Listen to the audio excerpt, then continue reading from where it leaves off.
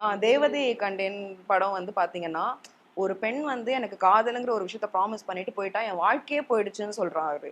ஆனா நான் கேட்கிறேன், எத்தன நம்மளோட பாட்டிமார்கள் கணவன் விட்டுட்டு போனதுக்கப்புறம், குழந்தைக்காக வருமான ரீதியாவும் சரி, எமோஷனல் ரீதியாவும் சரி, அங்கங்க கால்ல விழுந்து, "அண்ணா நான் எப்படியோ போறேன். என் பிள்ளைக்கு ஒரு வேள சோத்துக்கு காசு குடுன்னு" போய் கெஞ்சி, கூத்தாடி, எங்கேயாவது போய் எப்படியாவது புள்ளைய ஸ்கூல்ல சேர்த்தணும்னு போராடின பாட்டிமார்கள எனக்கு தெரியும்.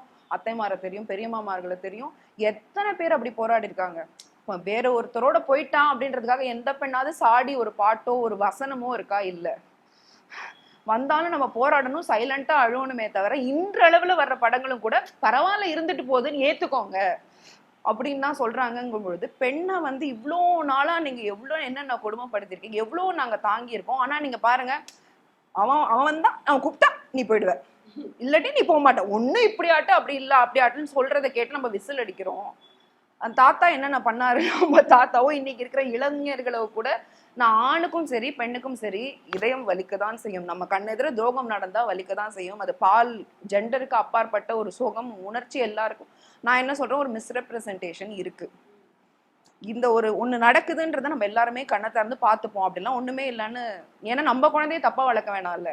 அது ஒரு ஆண் குழந்தையா இருந்தாலும் சரி பெண் குழந்தையா இருந்தாலும் சரி சம நியாயத்தை சொல்லி கொடுத்து, நீ வலிய பொறுத்துக்க பிறந்தவ, நீ வலிய கொடுக்க பிறந்தவன் வளர்க்க வேண்டாம். அதனால வந்து வலிங்கிறது எல்லாருக்கும் ஒண்ணு, எல்லாருமே நிம்மதியா இருக்கணுங்கிறது என்னுடைய ஒரு ஆதங்கம்.